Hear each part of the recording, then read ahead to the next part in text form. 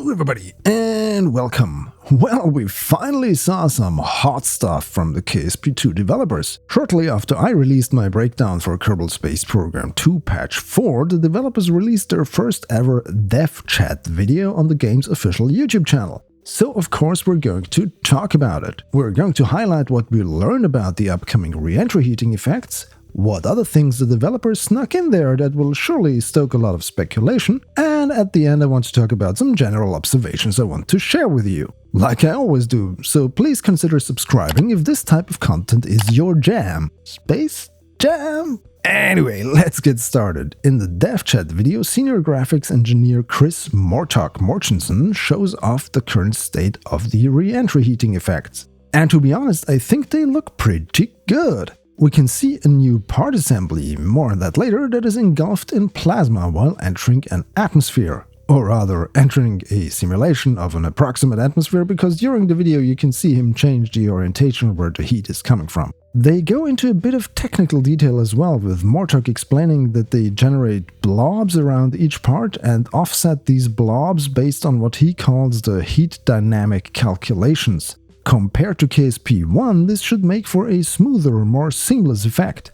In the dev chat video, it is highlighted by looking at a circular part with a lot of openings, and the re-entry heat effect kind of wraps around everything and leaves opening where there are holes in the part. Mortok also said that this effect should scale well. He literally calls it a cheap effect in the sense of performance impact, and he also talks about how this will also apply to those huge interstellar ships we have so far only seen in trailers. Or as a KSP1 version in my KSP2 trailer recreation, where I suffered through roughly 10 seconds per frame for this scene to finally complete. As someone who regularly builds humongous spaceship and has them crash a lot and try again a lot.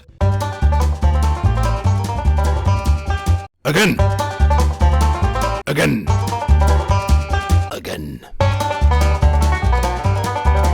I'm pretty sure I'll see that re-entry heat effect quite a lot when trying to aerobrake around other planets. By the way, if you're a long-time follower of this channel and say again with me every time I blow something up and try again, you could consider becoming a channel member. It gives you access to new badges and the unique again emoji you can use to celebrate failing and trying again.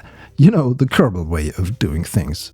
But back to aerobraking around planets. Well, this is going to get interesting in KSP2 because in the dev chat video, Mortok demonstrates how the plasma can be set to a different color depending on the composition of the atmosphere you're diving into.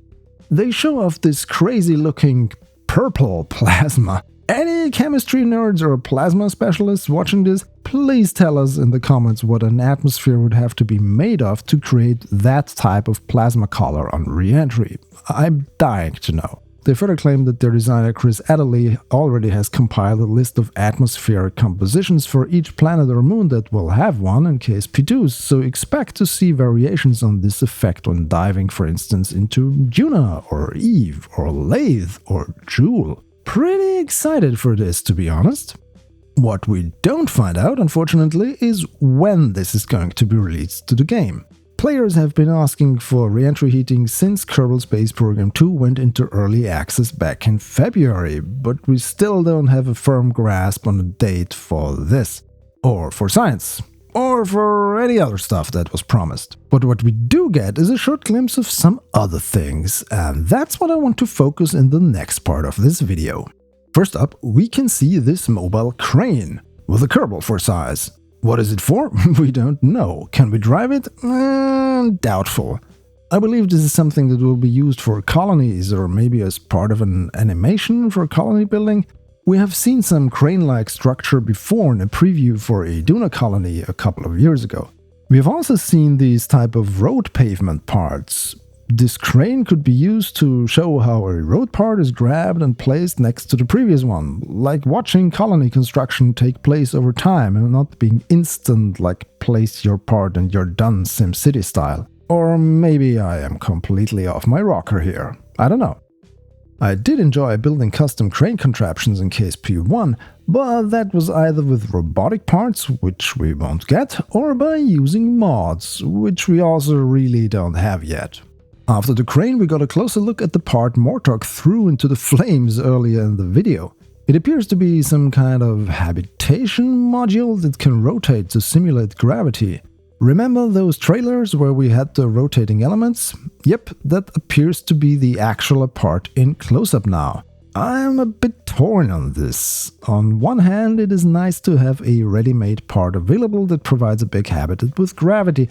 On the other hand, part of the fun of KSP1 was figuring out how to build something like this yourself, which of course was only really enabled by the robotic parts from the Breaking Ground expansion. And when I did in KSP1, it made me realize that applying torque to a large mass would modify a vehicle's orientation, because of course it would act like a reaction wheel, which then required adding a second ring spinning the opposite direction, unless you disabled torque and just gave it a spin once by using thrusters and let the ring rotate freely. So how is this thing going to work? Constant electric motor? Thruster impulse? We don't know, but I'm sure we're going to find out at some point. And I think I've rambled on enough about this specific part, so let's get to the next one.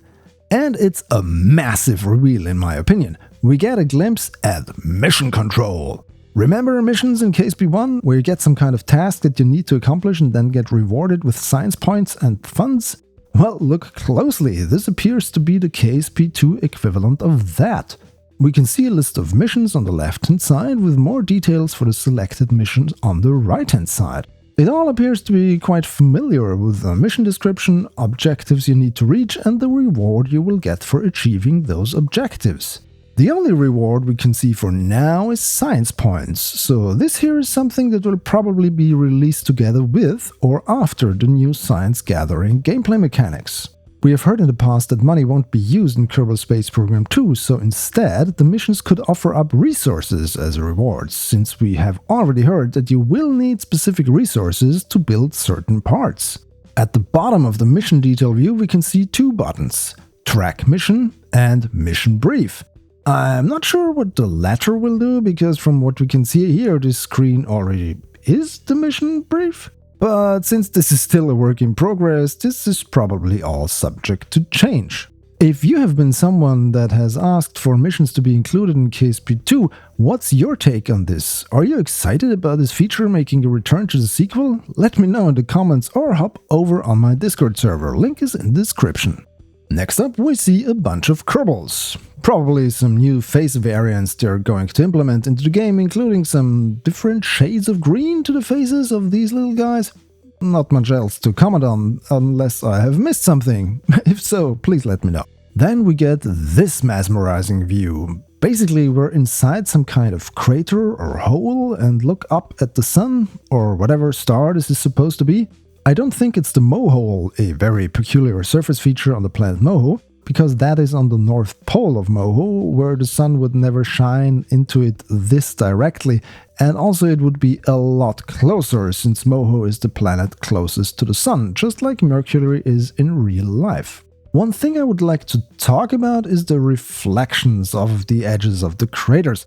This is something I have noticed on basically all planets and moons in KSP2. The reflections are so shiny, as if everything is made of glass or another type of crystal.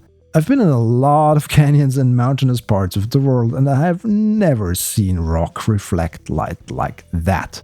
I hope this is something they will tweak in general, not just for this specific shot, because for me it kills part of the immersion into the game if every surface behaves like a mirror. I mean, look at this, the reflection appears to be even brighter than the light source in this shot. Please adjust this. Thanks. Speaking of surface features, here is a peculiar one. After Kerbal Space Program 2 was made public with the early access release, people were complaining that K2 was gone. What was K2, you ask? Well, it's a tallish mountain close to the space center that you could easily reach with planes. It was used as testing grounds for VTOLs, as a sort of aerial parkour object, or as a spot for base jumping. This here might be KSP2's version of K2. We can't say for sure yet, because we don't really see any of the surroundings, but from the surface textures, the blue atmosphere and white clouds, we can at least say with some confidence that this shot was made on Kerbin. So yeah, we might see a return of our favorite mountain back into the game. And then we have this. This made me go, dude, over on Twitter. Yeah, I still call it Twitter. I think X is a stupid rebranding, and I also think it is stupid to pay for a blue checkmark. But if you like, you can still follow me there.